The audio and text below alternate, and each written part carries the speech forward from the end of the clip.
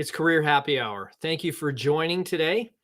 This is an opportunity for all of us to reconnect and refresh, reflect on the week that we had just had, and to see what we can do to make next week even better for our careers. So 3 o'clock Friday is happy hour somewhere, and for us, it's happy hour for careers here on this live stream. So we are going to continue today. And of course, if you have any questions, go ahead and put those in the chat. I'm happy to answer, whether it's live or on the replay. I will be available to answer your questions as best I can. So please leave questions that you have in the comments or the chat, and I will do my best to answer those questions. If you don't know me, I'm Andrew Beach. I am a teacher of self-education. I help professionals like you communicate value to find great opportunities faster, whether you're working or not. That's through a pragmatic process of branding, professional personal branding, planning, meaning putting together a career map, and effective networking. So there's 3 steps there. I call them the 3 steps to career success. If you're interested in that, certainly complete the application below and see if coaching with me makes sense for you, whether you're working or not. And you can certainly find me most often on LinkedIn. My handle is on the screen, and you're welcome to contact me there. So networking, I think we all believe, is the #1 way to find work today. And we're continuing actually our efforts in the book by Harvey Mackay, Dig Your Well Before You're Thirsty. He does claim this is the only networking book you'll ever need. And that's not true, because we've read a couple of networking books that are equally as good, if not better than this one. And so we're going to continue on section 2, I believe. We'll start with chapter 15. And so let me get in the book here. And if you have any questions, certainly go ahead and leave those in the chat. I'm happy to answer at the conclusion of the session, or even when the replay comes around. So you're welcome to do that. So chapter 15, 16 cornerstones for a solid network. If you ever have to make one of those infamous 2 a.m. phone calls, if it isn't the doctor, chances are it's going to be one of the people in the categories described here. Here's my choice of the 16 most likely candidates. If I get my mail at all from readers of this book, my guess is it's likely to be about this list. Why didn't you have plumbers? What about psychiatrists? Shouldn't everyone know a first-rate electrician? Yeah, they're all in my list of 30 cornerstones for a solid network, or maybe it's 50. Whatever, you drew the line. You draw the line. This is just a starting place. But say, I really could use the name of a good plumber. Every time it rains here, the basement floods. #1, and this is interesting because I used to be in this business. #1, real estate broker. If you're an average American, you'll buy and sell 6 houses in the course of a lifetime. That's 12 transactions, each one of which may represent, in dollar terms, the biggest deal you will ever make. It will pay you many times over to have someone on your side who knows the business and the local market, and it's personally loyal to you and your interests. No truer words could be spoken, because they're, as in any profession, are the top 1% and the bottom 99. And you want to make sure that you have the right real estate agent representing you in a lot of these transactions. And that was something that I was that I did. I sold real estate for 13 years, so I understand that very, very intimately. Make a real estate agent a key member of your network. Today, in most states, real estate agents will agree to represent your interest, whether you're a buyer or a seller.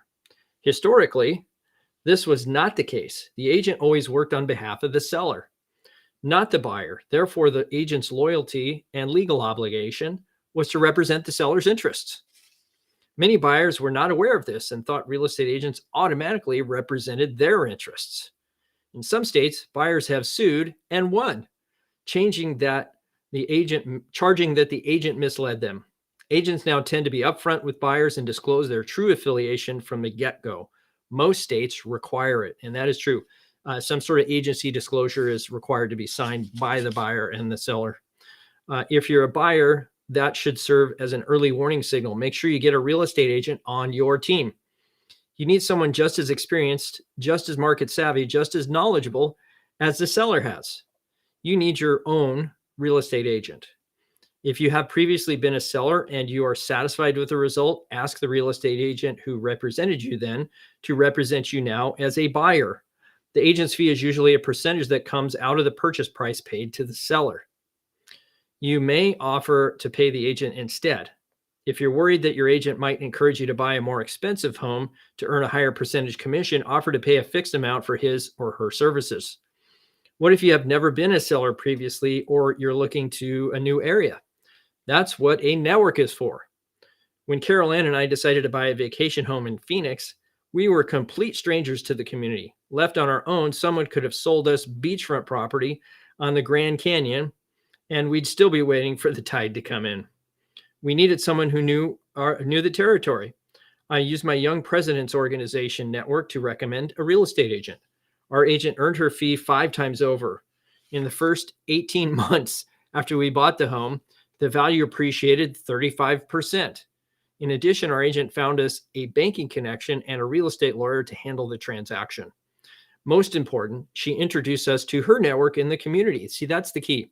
So if we're talking professionally speaking, right, you're in software development or, you're, a vice president of finance or something like this, sometimes we don't see how an agent can help us, but know that every agent is likely doing, at least the good ones, multiple transactions with different parties. And so they're constantly meeting new and different people or interacting in circles that you just don't interact in. So in addition, our agent found us a banking connection and a real estate lawyer. I just read that. Most important, she introduced us to her network in the community. We're as much at home here as if we landed in the middle of Minnesota snowdrift. When it comes to thinking about a new home, think about movers too. Movers can be shakers. They can be as instrumental as real estate agents in reducing grief or inflicting pain. In fact, it was funny. They were only saying that there's only 2 stressors that rate higher than a move, and that's death and divorce. So it's not something that people really relish or enjoy. Imagine if you had all those in the same breath, right? Death, divorce, and a move. 2, source for hard to get tickets. Your best customer just called. The Bulls are in town tonight. He needs 4 tickets courtside. Well, what are you going to do? Tell him to take his business someplace else, number 1. Tell him you don't know how to get tickets, number 2. Number 3, tell him you'll try and then go down to the stadium in 3-degree weather to connect with the seller to try to figure out where the seats he's trying to sell you are located, and try to get back to your customer in time to let him know what, if anything, you've been able to do. By the way, this is the one time you can leave home without your American Express card. Bring cash, lots and lots of cash. Number 4, tell him you'll take care of it. Call your ticket connection and have the tickets delivered to your customer. The correct answer is 4. Unless you're planning on an early retirement, the fact is there is no such thing as a sold out house. Money will get you honey, but you have to know who to ask. I found last minute tickets to everything from the US Open to the Olympics, and not always at scalpers prices either. I don't rely on any one person, but a network. There's that word again, of people I've cultivated over the years. Who would these people be? A concierge, promoters and sponsors for events, coaches, players, staff, and owners, media, ticket brokers, publishers. Yes, contact my publisher. Call Doubleday in New York and ask for Harriet.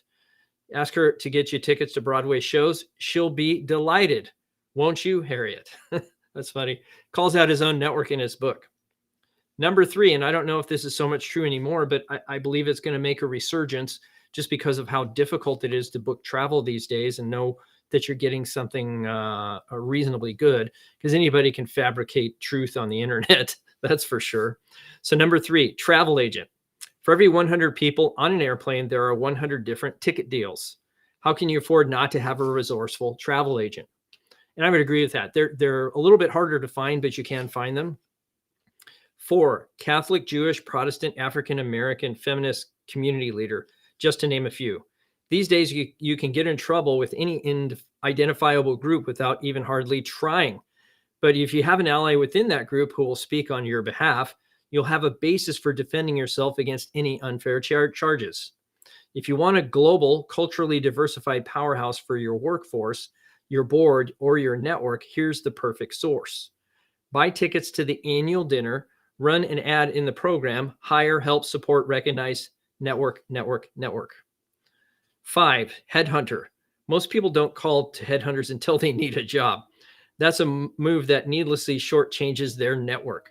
Don't hang up on the next time a headhunter calls, no matter how happy you are in your present job. Say something like, I'm not really interested, but I'm flattered you'd called. In fact, from time to time, we may have to use your talents to find qualified people.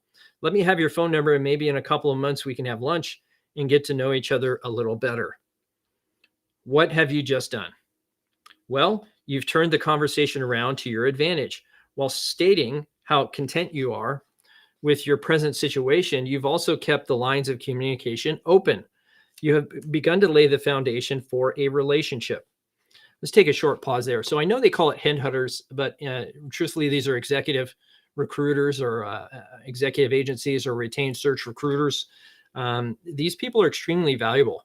Now, it may be that you aren't interested, but as a job-seeking professional or someone that's trying to build a network or a relationship with these individuals, what you can do is you can offer to introduce them to members of your own network that would meet the requirements that they might have for their open requisitions. So headhunters tend to be pretty sophisticated in reading between the lines. They know we may be looking for helpline is just a way to keep the lines open. But you can be sure they'll call you back and you can meet with them or not. At least you know who they are, and when you find someone, you can help them find a new job before you need one. Okay, no headhunter has ever called and you want to meet one? Call one up. Use the "we may be looking for someone" line so you have a cover and get started. Headhunters, I mean, you can find these folks all over LinkedIn. They're not called headhunters anymore. Look for executive search firms or retained search recruiters, that sort of thing. And they're easily identifiable that way. Headhunters will know what you really have in mind, but so what? They don't care. These are long-term relationships. And this is a case where it pays to dig your well before you're thirsty, because you don't want to have to begin one of these relationships when you're already heading out the door. Number 6, a banker. As with headhunters, most people don't hang out with their bankers. That is true, until they're being hung out to dry, usually from the form of financial problems. Bad idea.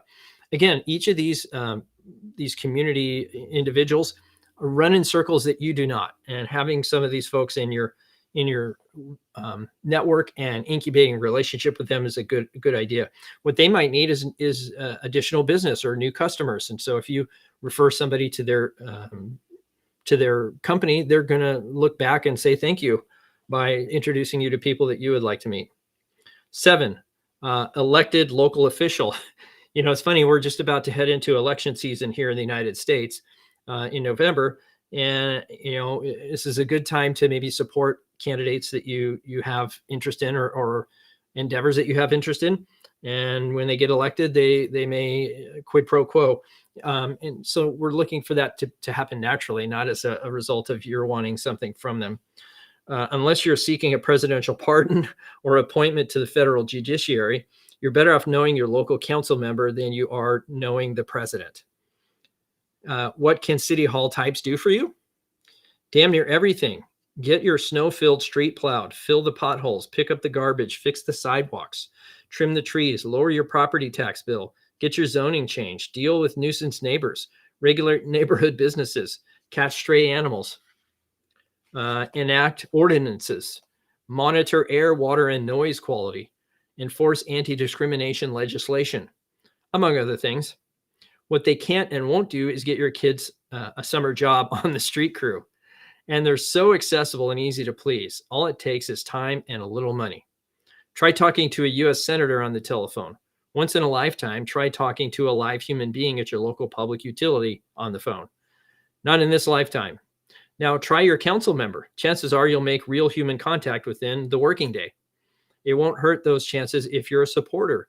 And it also won't hurt if you are representing a potential block of voters, such as your neighborhood association or all the businesses down at the local office park. Number 8, high-ranking cop. No, not for fixing tickets. That's tacky. Do you ever go out of town and leave the house unoccupied? You want to be sure a patrol drives by the place at frequent intervals. Ever need to know who belongs to a certain license number? Ever have a noisy neighbor you don't care to confront directly? Ever want to know know more about the kids your kids are hanging around with? Who are you going to call? And it's not Ghostbusters. So having a high-ranking police officer, or in our neighborhood, it'd be the sheriff. So it'd be maybe the sergeant of the area in our geography. Number 9, firefighters. You want to be sure the locals responsible for covering your home and business know where do you live and will give you a call to your residence a priority. A little remembrance at Christmas will help them remember you the rest of the year. Number 10, celebrity. Why? Because many of these people are rentable for golf foursomes or other social events, and they can be invaluable chips in negotiating situations. The late Steve Ross clawed his way from a threadbare Depression boyhood in Brooklyn to the top of the heap as the head of Time Warner. He was a legendary deal maker. In Master of the Game, Connie Bruck describes a tough negotiation in which Ross was competing with another company to buy Atari. Ross sent the corporate jet to San Jose to pick up the sellers for a meeting in New York City. When they boarded the plane, Clint Eastwood and his then partner actress Sandra Locke were on board. Could you imagine getting on a plane with Clint Eastwood? Apologizing profusely for any intrusion, the pilot explained that the plane would have to make another stop to let the movie stars off at a location where they would be filming. The starstruck sellers didn't mind a bit. In fact, they wound up selling Atari to Ross on terms far more favorable than they originally had intended. That's interesting. It says seduction of the innocent was Ross's trademark negotiation technique. He could overwhelm the most jaded Hollywood types with extravagant gestures, like sending the corporate jet cross-country to pick up Steven Spielberg's dogs so they could join the director on a weekend getaway. I have my own Ross story. I played tennis with him at the John Gardner Tennis Ranch in Phoenix. We were playing doubles and spun the racket for partners. Ross got a partner he didn't want. Must have been Harvey. 2 out of 3, Ross said, turning on his famous $1 million grin. With the not so innocent, it was take what you can get. How do you meet celebrities? Hey, it's lonely at the top. A lot of celebrities are more accessible than you might think. Everyone, including celebrities, has lawyers, doctors, dentists, accountants, relatives, favorite restaurants, and hangouts. And celebrities also have agents, promoters, public relations specialists, and coaches. Use the old 6 degrees of separation gambit and get friendly with someone who knows the someone you may want to know. Then ask that someone to arrange a meeting for you, or at least make the first call on your behalf. If I get a phone call from someone who says, Joe Blow told me to call and Joe hasn't called me first, I know that this person can't be all that important to old Joe. As a result, that person doesn't become a priority for me. That's a good point. So as a standard of practice, it might be a good idea that you reach out to somebody and let you know that that person is going to be contacting them and why, and that they should maybe take a minute to spend with that person. I typically do that through LinkedIn as well. I'll introduce somebody, and that gives them an opportunity then to have a soft landing with that individual. The first celebrities I ever met were golfers. Go figure. I played golf in college, loved to follow the pros, and was a face in the crowd whenever a tournament came to town. If I couldn't get the promoter, some bigwig at the country club, or the golf pro to give me an introduction, I'd simply hang around until the right moment came and then stick out my mitt and say how glad I was to meet them. If I was permitted to babble on long enough, I usually got in a few reasonably coherent words about the game and my knowledge of the golfer's own achievements. Once or twice, I was able to connect well enough to eventually form a first-name basis friendship. Yes, it takes a certain amount of courage, let's say, but if you don't do your homework, that is, if you learn something about the person you want to meet and their interest, you have a good chance of hitting it off. I also like asking questions, but being cordial, polite, and asking questions. 11, veterinarian. It isn't your life or your death, but anyone who ever lost a pet because of a less than first-rate emergency care will feel almost as badly as if it were. So true. 12, insurance expert. Sure, you can wait until Monday morning to find out if you're covered. Do you really want to? And would you like to discover you aren't covered because you didn't buy the right policy? You can skip this one if possibility of eking out your twilight years on your Social Security pension doesn't bother you. Wow. No truer words spoken, right? So have a good realtor, have a good insurance person. 13, divorce lawyer. No comment there. Why not criminal defense attorney? If you don't have to search very hard to find out who the stars are in this area, because the names of the town's leading criminal lawyers appear in the papers with sad regularity. Besides, the chances of you needing one are rather remote. On the other hand, remember the 50-50 rule. 50% of all marriages end in divorce, and 50% of your assets can wind up on the table. Also remember that the conventional wisdom, the largest single investment you'll ever make in your life is your house. Well, not if you get divorced, it isn't. Then it's a scrap of paper titled Final Decree. What a divorce lawyer and criminal lawyer have in common is that, unlike other lawyers, when you need one, hey, you really need one. Now, does it make sense to turn your life over to someone name you pick out of the phone book? No, that's why you check out the legal talent in the area far in advance of having to check into the room at the Y. No, Carol Ann, I don't really know any divorce lawyers. This is one time I haven't taken my own advice. So he leaves a little note to his wife there. 14, auto mechanic. A good, honest auto mechanic is worth his weight in gold, because a bad, dishonest one will cost you his weight in gold. Yeah, it is so true. So, I mean, I've been going to the same mechanic now for, gosh, I don't know, ever since my kids were born. So probably 18 years. 18-ish year to almost 20 years. Media contact, number 15. Take it from a reporter's son. Even if you use this contact only once in a lifetime, it can save you from a world of pain.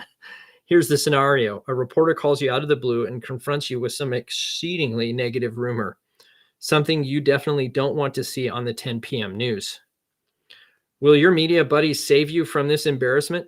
Probably not. Princes and presidents have to see and read this stuff about themselves, so you won't escape totally unscathed either. But your media contact represents your single best shot at getting your own spin on the story. Real PR pros can help here too. They do this for a living.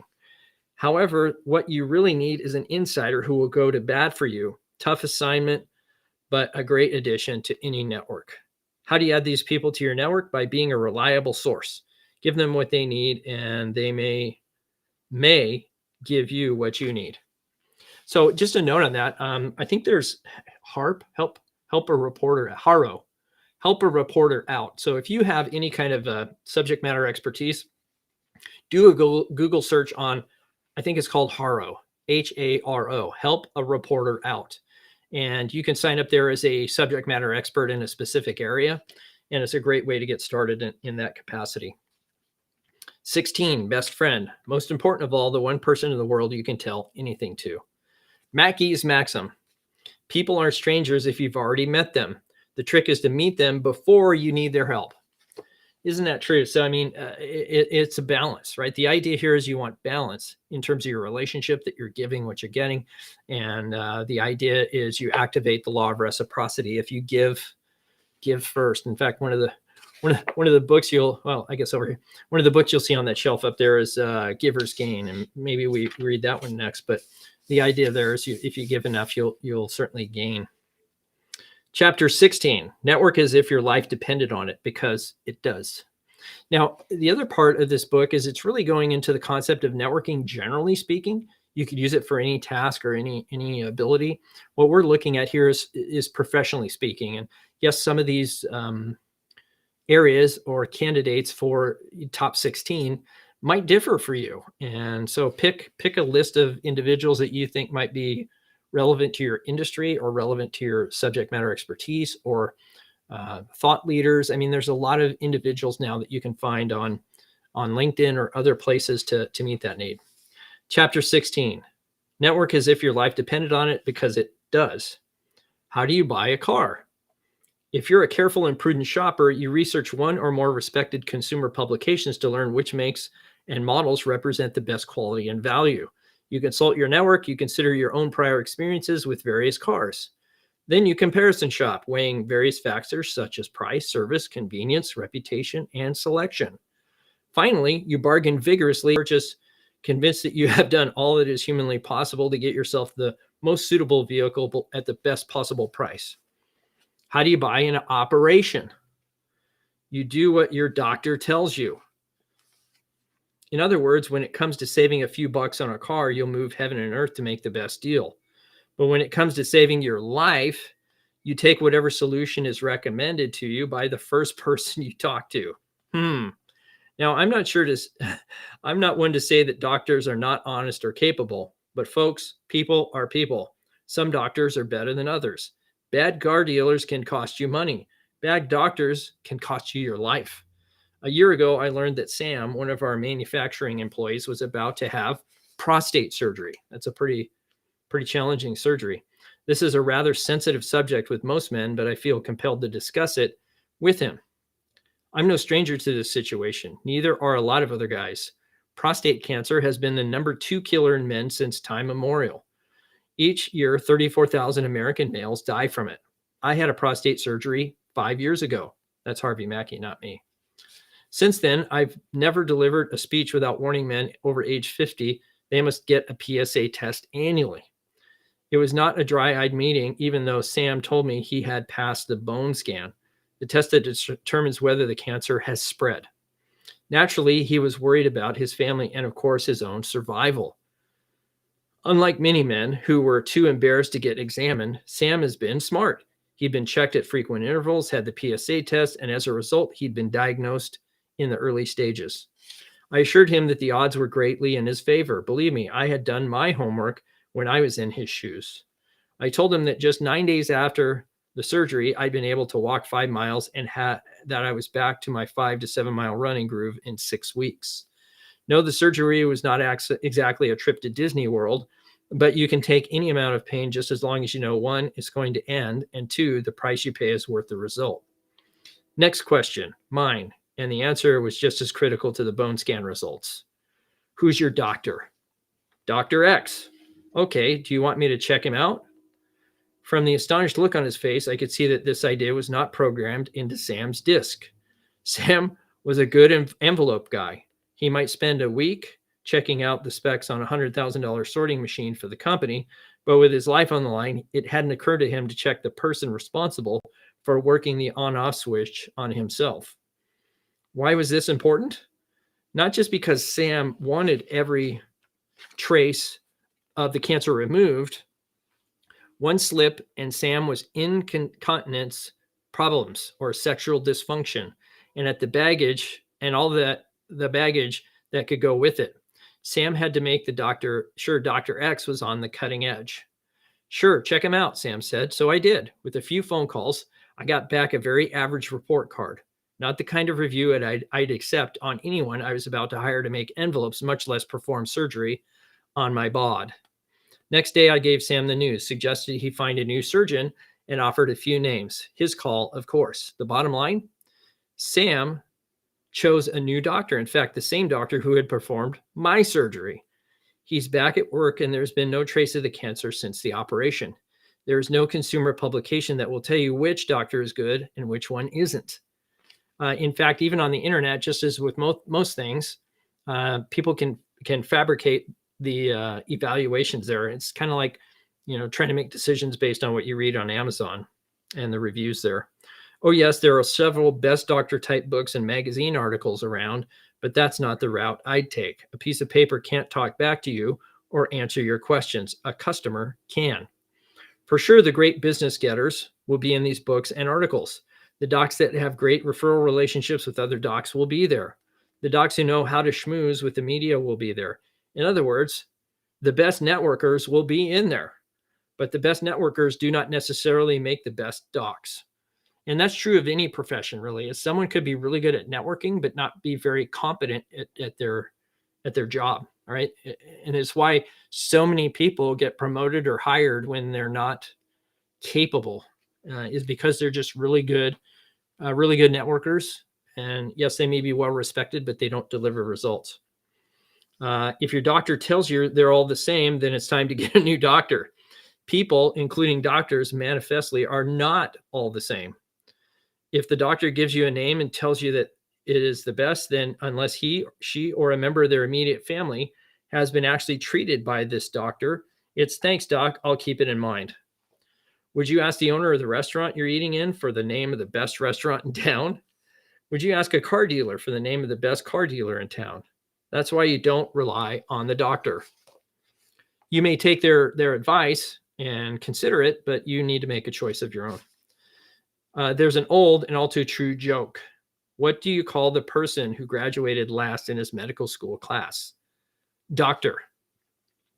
Is that the person you want operating on you? If you want the best, you check with the carvees, not the carvers.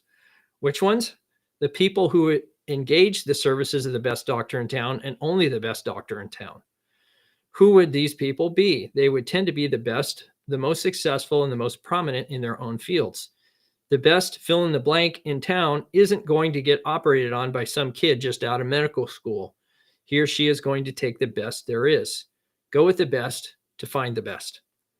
And if you're not content to go with the best in town and you want the best in the world, come up to Minnesota and go to the Mayo Clinic where Ronald Reagan, Muhammad Ali, Barbara Bush, King Hussein, Arnold Palmer, and many of the most prominent people on earth go for treatment. Before you decide, I'm just rooting for the hometown team, read this. An article buried in the newspaper recently described the Mayo Clinic patient named Sheikh Zayed bin Sultan Al Nahyan, president of the United Arab Emirates. The Sheikh spent a month at Mayo where he had neck surgery. The headline read, "Sheikh leaves state with a few souvenirs." The Sheikh and an entourage of 140 left Rochester International Airport yesterday with about 18 truckloads of goods, including furniture bought in Minneapolis and items from Dayton's in Rochester. Their purchases were loaded into a separate cargo plane, which took off earlier Wednesday. The Sheikh, one of the wealthiest men in the world, and his entourage had occupied more than 100 rooms at local hotels, and the visit apparently produced a windfall for several downtown retailers, limousine services, and other businesses. Do you think the Sheikh would have settled for less than the best, even if he had to fly halfway across the world to get it? If you're smart, there are 3 wells you'll be sure to dig before you're thirsty. One is labeled best doctors.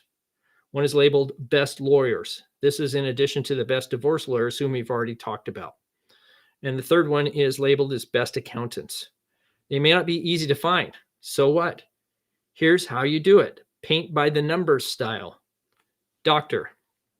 At the point you're new in town and looking for an internist, a general family practitioner, if there's a teaching hospital in your new town, the head of the internal medicine department at that teaching hospital is the best general practitioner in town.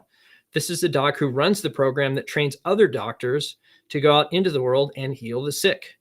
If there is a Lord of life and death on earth in human form, this person is it. And he knows it. So he will not be an easy person to arrange a meeting with. And he probably does not take private patients either.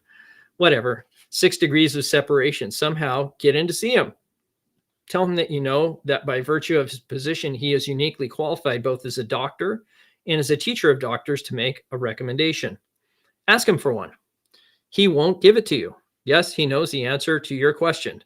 Doesn't matter. He still won't give it to you. He doesn't want to pick and choose from among the hundreds of people he's trained. He loves them all. All are his students, his gift to the world, his legacy. But as in every family, there are some more talented than others. The key is to phrase your question in such a way that he knows you will not embarrass him or compromise his position. That's good. Tricky stuff. If you're really gutsy, you may ask him who his doctor is. Whatever you ask, you're not likely to get a straight answer, but listen carefully anyway. He might refer you to someone who will refer you to someone else. Whatever he tells you, if there are some names attached to it, even if they aren't docs, follow up.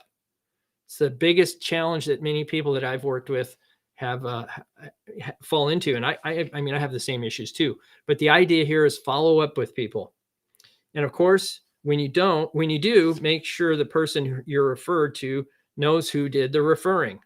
Okay, you're not in a city with a teaching hospital. The first thing to do is call up your doc in your last town and ask if she knows anyone who knows the name of the best GP in your new town. No one will give you a single name in this scenario either. You're a civilian, and this fraternity/sorority is so closed off to civilians, It makes Skull and Bones look about as exclusive as Sam's Club. Don't ask her to write you. Ask her to call you back so you can ask some questions and she can speak more freely. Where did the doc go to school? What kind of practice? What hospital affiliation? What is the reputation of the hospital? What makes her so good? At best, you'll get a couple of names, but it's a start. Next step, ask whoever hired you to, or whoever is your new boss for the name of their doctor or the name of the company's president's doc. If you already have a lawyer, ask your lawyer for the name of his or her doctor, but not if it's a personal injury lawyer. The doc and the lawyer might, in effect, be in business with each other. Accountant, same. Try your names out on a few other people, particularly fussy people and people who can afford the best care. Get their doctors' names. Cross-check. By this time, the same couple of names should be popping up. You're as close as you're going to get. Make a choice. You've got your doc. Or you could just go down to the Mayo Clinic and ask for the name of the doc who treated Sheikh Zayed bin Sultan Al Nahyan. Lawyer. What do you need in the way of legal work? Estates, torts, real estate, contracts, employment, corporate tax. You need all of it. No lawyer does it all anymore or is good at all of it anymore. You need a law firm that does it all. This is easier than the doc thing, since you can generally judge the quality of the law firm by the quality of the clients. And it's a lot easier to get the names of a law firm's clients than a doctor's clients. Martindale Hubbell publishes a national directory of leading law firms that lists both the names of the lawyers and their largest and most prestigious clients. And it's a lot easier to get the names of a law firm's clients than a doctor's clients. The book can be found in the public library.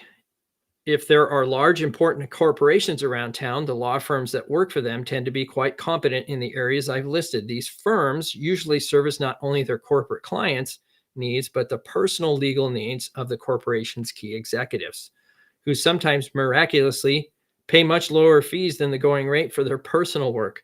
Could that have anything to do with where they steer the corporate business? Since these law firms' personal clientele tends to be a bright, affluent, sophisticated, and lead complicated lives, the lawyers at these firms are also high caliber professionals. But that doesn't mean you should go to the same firm that your company uses. The opposite is true. Do not use the same law firm as your employer. Hey, didn't I just say that where the most firms' big execs go? Yep, that's a mistake. Too many potential conflicts of interest. Too much knowledge of your personal affairs floating around the office. Lawyers take a vow of confidentiality. Oh yeah, so do doctors, clergy, newspapers, and Heidi Fleiss. But people are people. Things slip out. Get your personal attorney elsewhere. Another large firm with a prestigious corporate clientele will do nicely for most of your work. However, don't use it for divorce work or criminal work.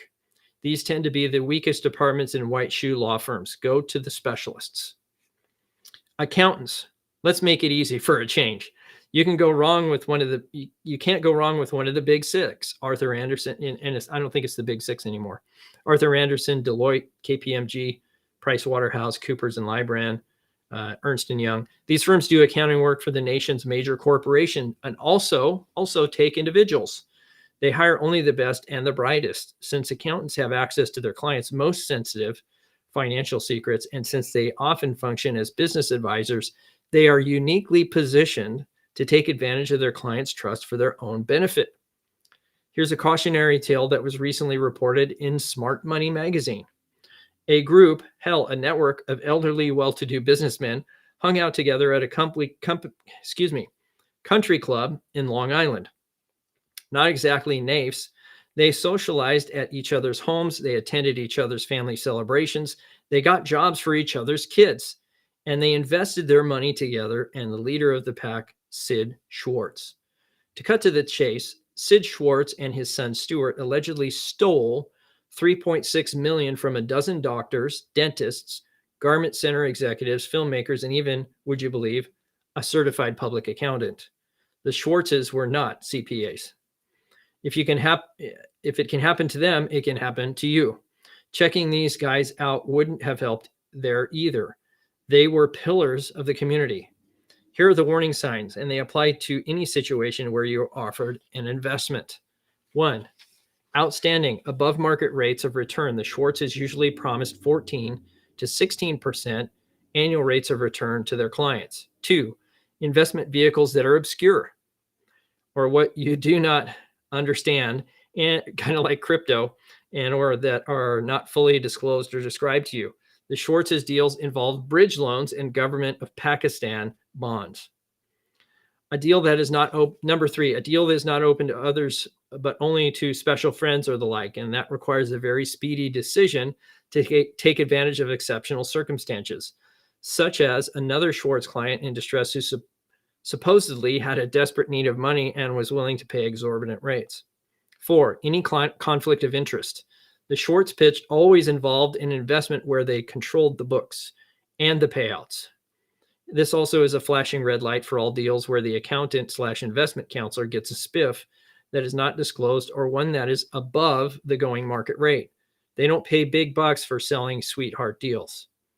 5, get it in writing. Every representation, every promise, every term, every condition, if it isn't in writing, don't do it, no matter how lucrative it may sound and how ironclad the oral representation is. I mean, that's good. That's good advice, just generally speaking, especially when you're talking about negotiating a job offer or a promotion. I mean, it's a good idea to get every representation in writing. Have your lawyer okay it before you sign it. Make sure to have the lawyer not only go over the terms of the deal itself, but also check out the people involved. Check their credit ratings, judgments, liens, criminal records. Many a $2,000 suit conceals a 2-year stretch in the federal pen for mail fraud. Caveat emptor, which means buyer beware. Doctors, lawyers, accountants, tough choices, but important ones. Don't get discouraged. Make the effort. None of them will be cheap. So what? A big price may be a small price to pay. Nor will they necessarily be charming or easy to access, nor even will they necessarily want to do business with you. So what? This is one time you're hiring sheer professional talent, not customer relations. If you're the new kid on the block, you should start digging these wells as soon as you hit town. Ask the people in your network who will accept only the best advice, service, and quality in their lives, and find out who they and their peers go to. Mackay's maxim: a bad car deal can cost you a few bucks, but the thing will just run as well as if you got the deal of the century. Bad lawyers and bad accountants can cost you your life savings. A bad dog can cost you your life. So that's chapter 16. Chapter 17, why aim low? Why aim low? Advice to the new job seeker: small fish, big pond. There are several major universities that have all well-earned reputations for taking care of their own. But what is less well known is that there are also companies that have similar reputation, both as training grounds and as great places to network, with no onus attached to having only a short tour of duty there at the beginning of your career. For example, if you're looking to get hired by an advertising agency, the best credential isn't an MBA from a fancy university. It's spending your first 2 years out of school working for Procter & Gamble, because that's how you learn how it's done. Hoping to be a marketing whiz? Serving a stint at PepsiCo or one of the big company's arms, KFC, Pizza Hut, Taco Bell, Frito-Lay, just to name a few, will impress folks. In the law biz, it's clerking for an appellate court judge or working in the Manhattan DA's office. In accounting, it's spending time at the Big Six firm, especially going through Arthur Andersen's training program. In business management, it's a stint at McKinsey and the consulting firm. Not surprisingly, the McKinsey Alumni Club, which includes Harvey Golub of American Express, Phil Purcell of Dean Witter, Lou Gerstner of IBM, and Tom Peters, is a network made up of business powerhouses who earned their reputations by advising other businesses how to do business. All these gigs have one thing in common: they represent places where the best and the brightest have started their careers and linger just long enough to make peer group contacts that will last a lifetime. So sometimes you don't have to be a part of those companies, you just have to know somebody who is. After all, no matter how powerful the rocket, it is only as good as the launching pad. There is always an alumni group. You may not have graduated from Wharton, played the dream team in Barcelona or Atlanta, or worked for McKinsey, but almost everybody is a member of 3 or 4 alumni clubs by the time they're 30. Remember the civic project you were treasurer for 2 years ago? That makes you a charter member of the Oak Street Community Center Building Project Alumni Club. How about the Summer Stock Theater Group that put on State Fair last summer? Or the small band of high energy executives that helped turn around an ailing software company? Or the group that helped edit a particularly difficult annual report? It's funny, I see on LinkedIn quite frequently, people put like former Microsoft or former Google or former Facebook or former Meta, former Airbnb. It just seems like the thing to do. I don't know if that's helpful on LinkedIn, but certainly it's an indicator that they want to connect with other people in their industry or their prior company. Let's see. They are not always equally useful, but the opportunity for an alumni club always exists in the wake of any exceptional collaborative effort. The Manhattan Project had an alumni club. So do the teams of techies in Silicon Valley who build new computers. So did the participants in Watergate. Mackay's maxim: how you start can help determine where you finish, and you can never start too soon. Spend a lot of time thinking about where you or your kid or your grandkid should work this summer. Okay, chapter 18, networks are us. Okay, you're young, you're on your first job, your network is a bit thin. You joined the company's softball team 6 months ago, and you're still not a vice president. That's okay. Remember, you learn in your 20s, you earn in your 30s. When you're starting out to build a network, you should, at minimum, do the following 4 things. Finally, it's only, 98 pages into the book, and we start finding out the how part of this. Okay?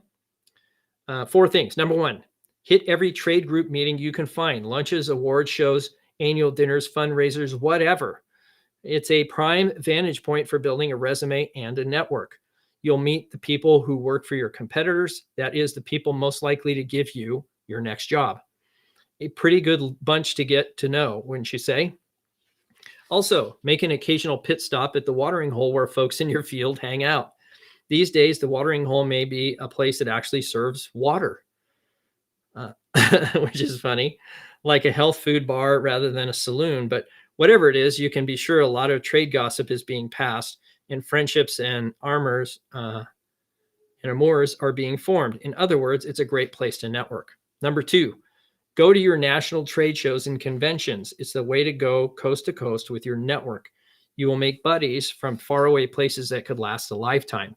And if you attend the seminars and workshops, you'll come back with a lot of good ideas.